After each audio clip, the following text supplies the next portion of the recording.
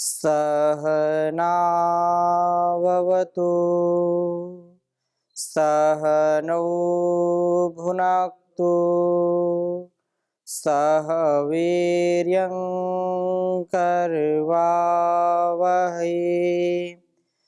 तेजस्विनावधीतमस्तु मा विद्विषावहै। ओम शांति शांति शांति। वैदिक जीवन पद्धति की इस कक्षा में आप सभी का हार्दिक स्वागत है, अभिनंदन है। ऋग्वेद के प्रथम मंडल का स्वाध्याय हम कर रहे हैं और 117वें सूक्त का स्वाध्याय कुछ मंत्रों को हमने लिया था। यह पूरा सूक्त ही प्राण की साधना, प्राण विद्या के ऊपर आधारित है।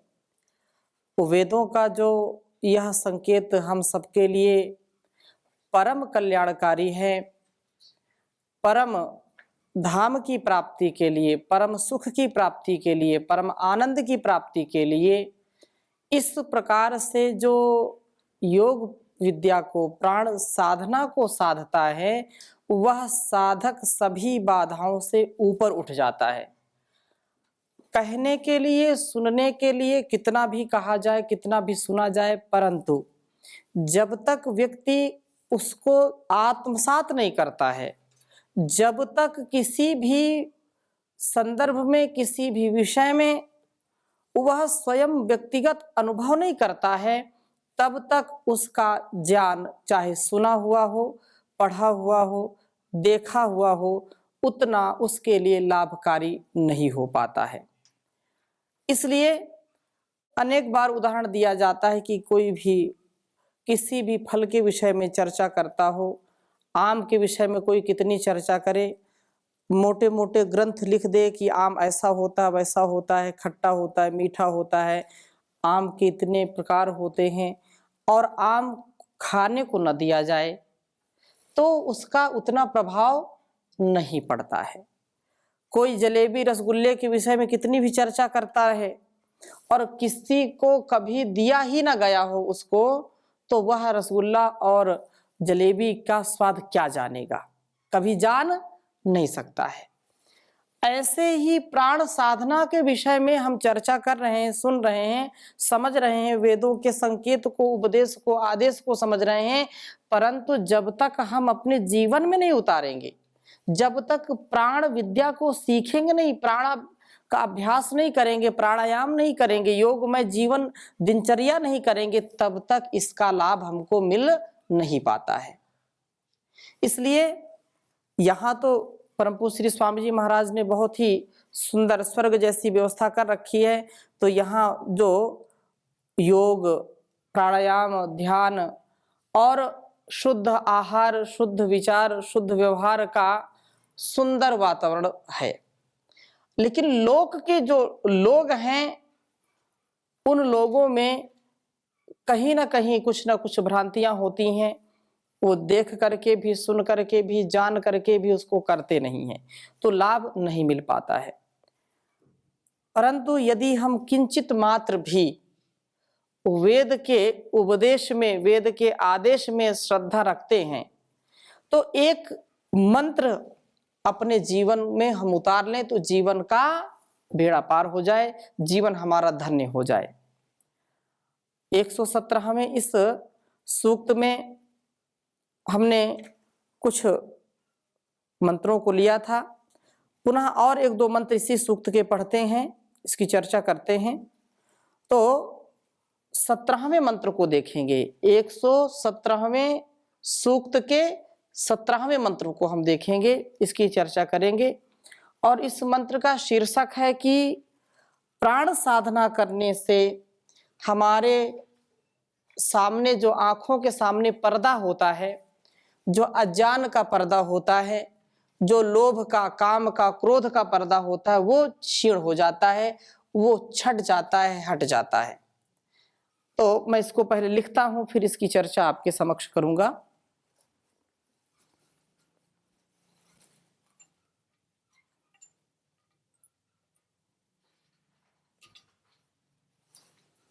ओम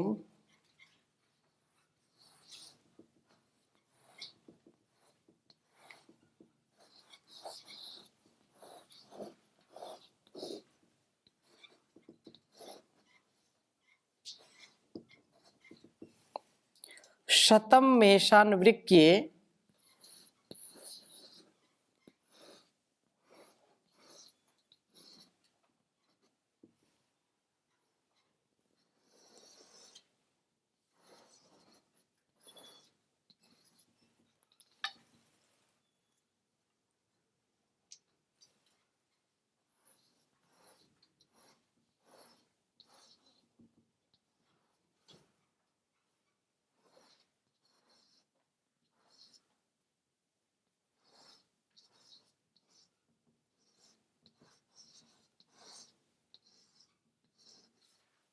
शतम मेषान वृक्ये मामहानम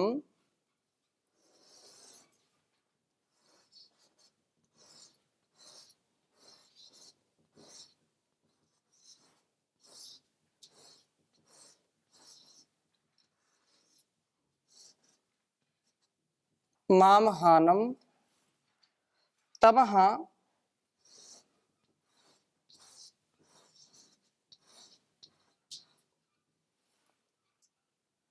प्रणीतम अशिवेन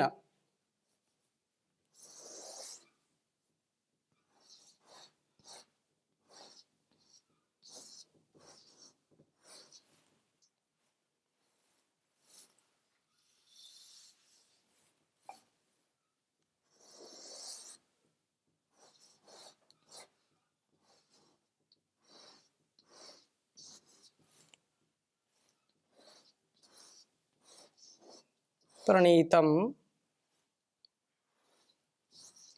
अशिवेन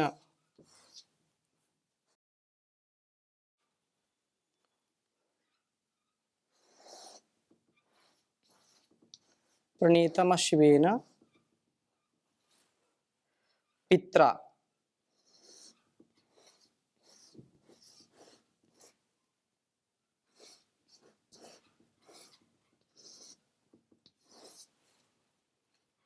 आक्षी रिज्रास्वे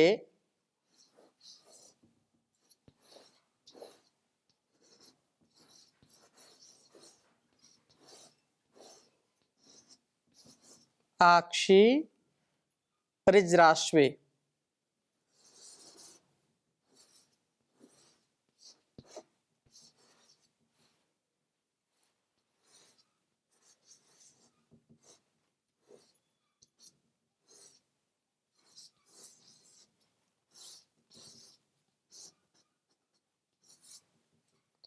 आक्षी रिज्रास्वे अश्विनावधत्तम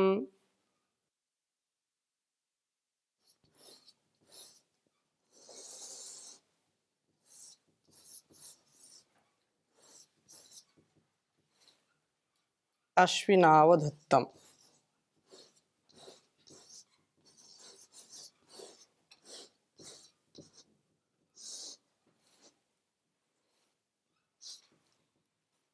ज्योतिरंधाय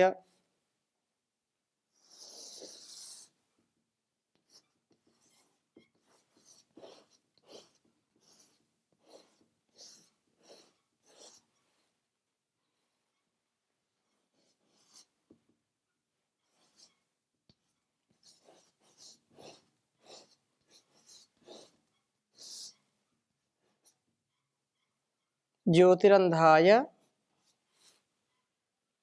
चक्रथुर्विचक्षे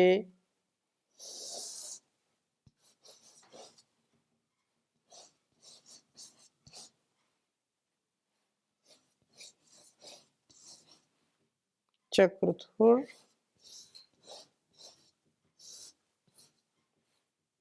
विचक्षे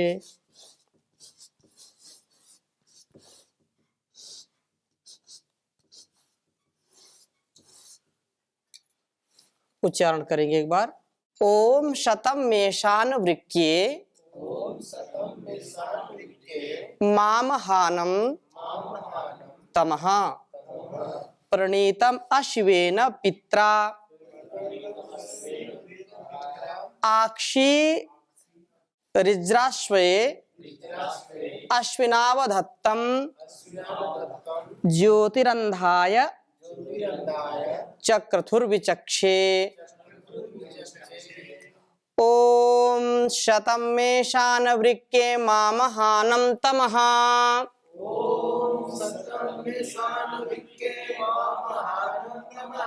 प्रणीतमशिवेन पित्रा आक्षीरजस्रवे अश्विनावधत्तम ज्योतिरंधाय चक्रथुर्विचक्षे।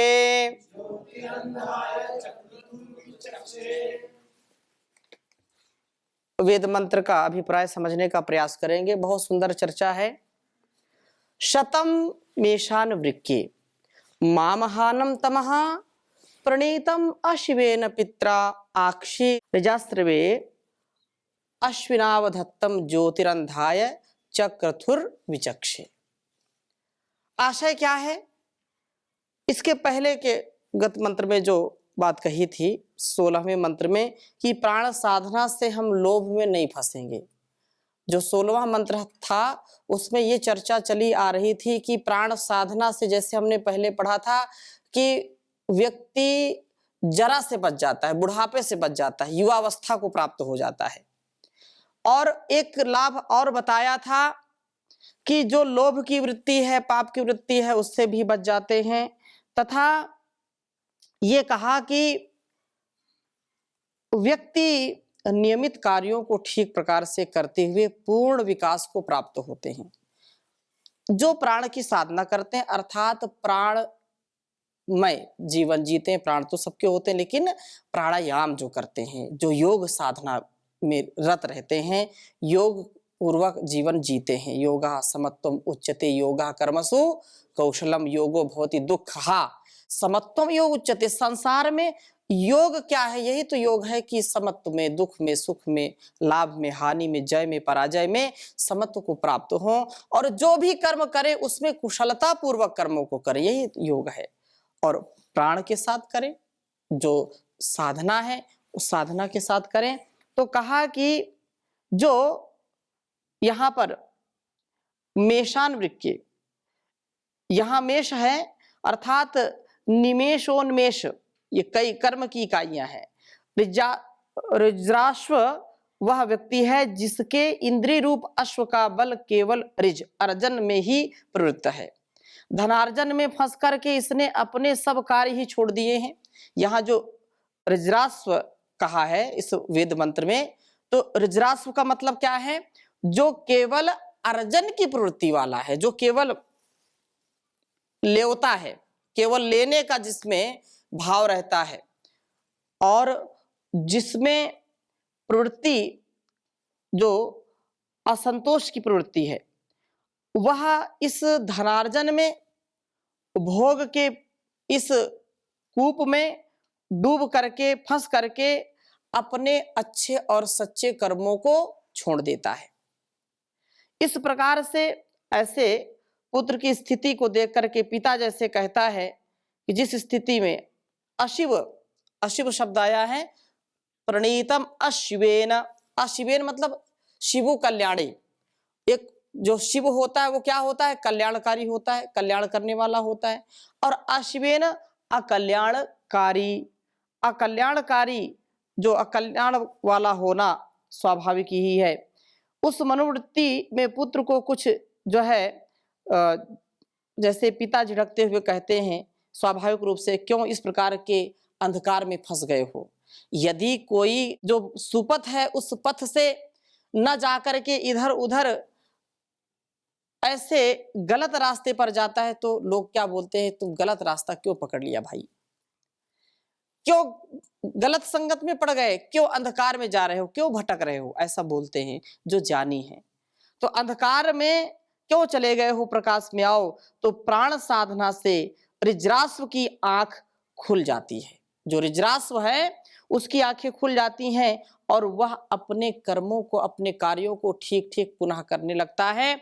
वही ठीक इसी प्रकार से कहा शतम मेषान, अपने सैकड़ों कर्तव्यों को लोभ वृत्ति के लिए मामहानम भेंट करते हुए, अर्थात लोभ के कारण सब आवश्यक कर्तव्यों को जो उपेक्षित करते हुए, अतएव अशिवेन नास्ति शिवम यस्ते, दुखी पित्रा पिता से तमः प्रणीतम, अंधकार में प्राप्त कराए हुए को, अर्थात अंधे हो गए हो क्या, ऐसा कहे गए ऋजरास्व को प्राण आपान पुनः दर्शन शक्ति से युक्त कर देते हैं।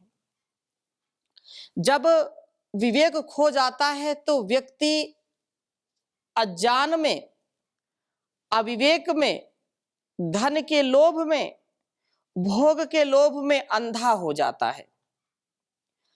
अंधा व्यक्ति कभी भी स्वयं गिरता है और दूसरों को भी गिराता है। जो ज्ञान पूर्वक कर्म करता है, ज्ञान के प्रकाश से जो अपने को आप्लावित करता है, वो स्वयं भी तर जाता है और दूसरों को भी तार जाता है।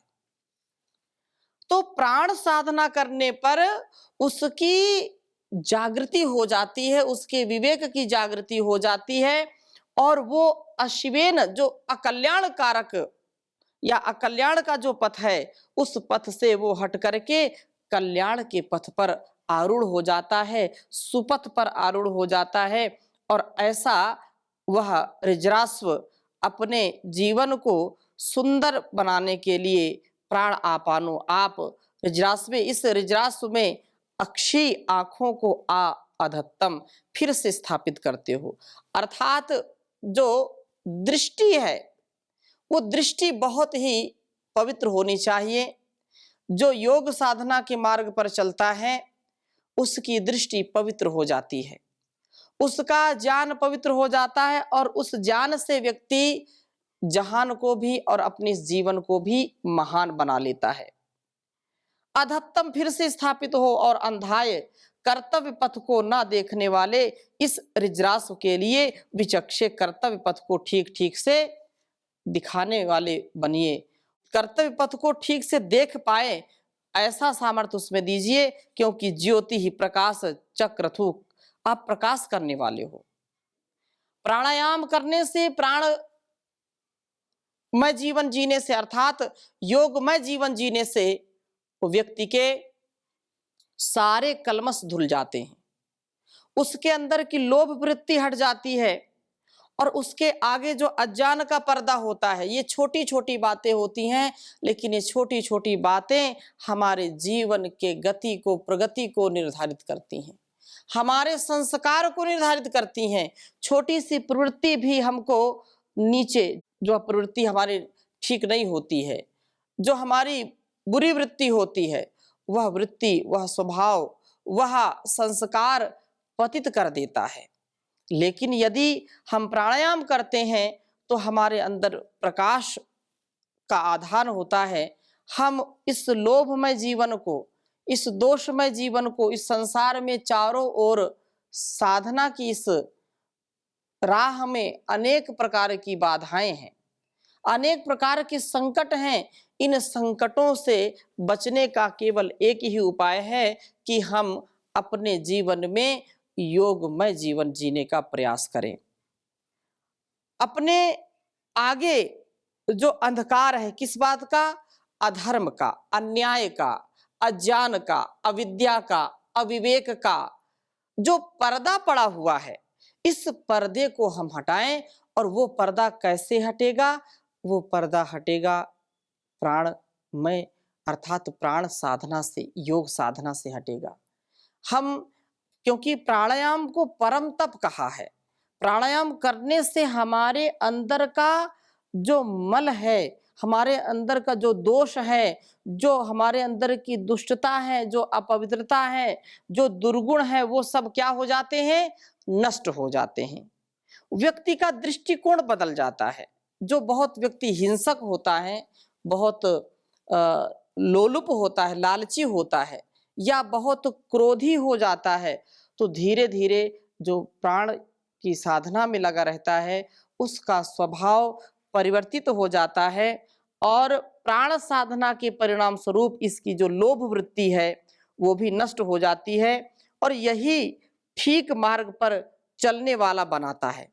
यही जो कहा है कि अपने मार्ग से जो पथभ्रष्ट हो जाता है, जब यह वज्रास्व सही सुपथ पर चलता है, अच्छे रास्ते पर चलता है, तो यही कल्याण को प्राप्त होता है। वहाँ अश्वेन कहा है, फिर शिवेन कल्याण के मार्ग से आगे बढ़ जाता है। यह सामर्थ्य देता है प्राण साधना, और प्राण साधना का यह अनुष्ठान सतत हमारे जीवन में आगे बढ़ाने का प्रयास कराना और उसको बढ़ा कर के संसार को भी सुपथ से ले जाने का परम कल्याणकारी कर्म करता है।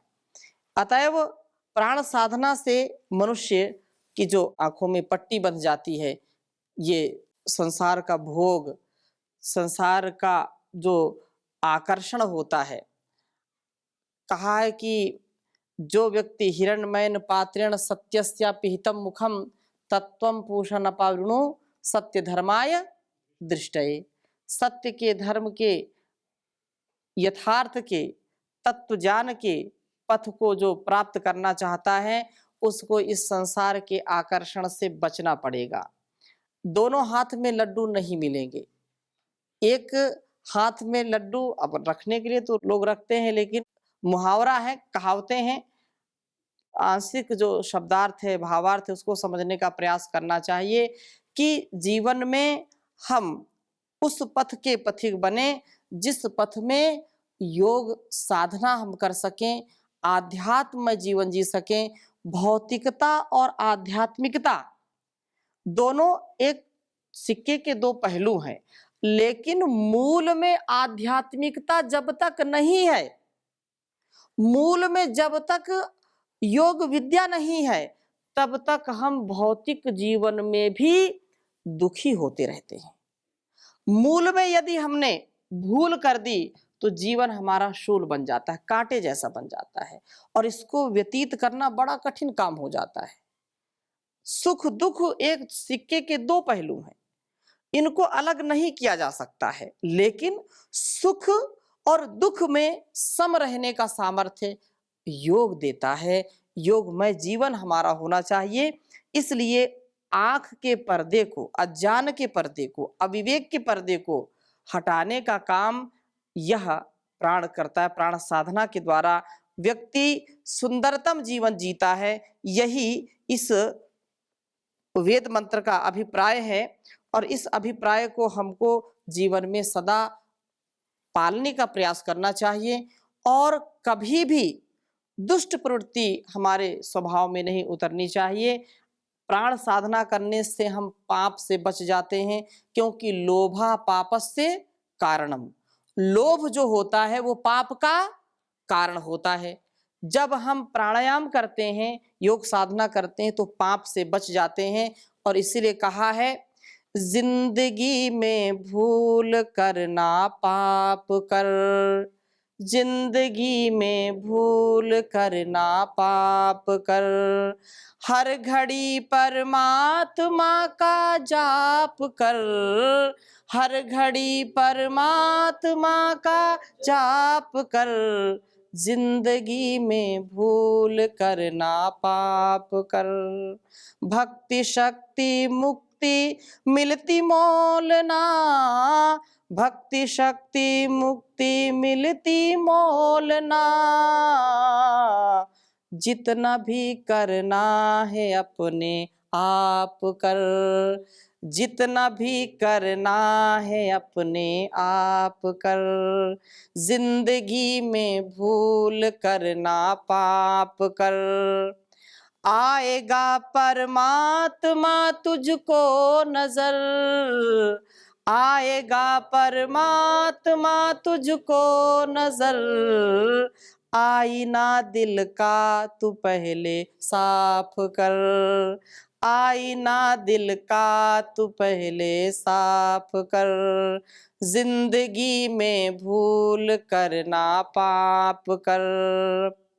राह में काटे बहुत मंजिल कठिन, राह में काटे बहुत मंजिल कठिन, हर कदम चलना संभल कर नाप कर, हर कदम चलना संभल कर नाप कर, जिंदगी में भूल करना पाप कर, हर घड़ी परमात्मा का जाप कर, हर घड़ी परमात्मा का जाप कर, जिंदगी में भूल करना पाप कर। तो कब पाप से हटेंगे, पाप कब हमारे अंदर प्रवेश नहीं कर पाएंगे, जब हम प्राण साधना के पथ पर चलेंगे। तो बहुत ही सुंदर यहाँ पर इस वेद मंत्र में उपदेश दिया गया। शेष चर्चा हम अगले कक्षा में अगले वेद मंत्र के साथ करेंगे। ओम शांति शांति शांति।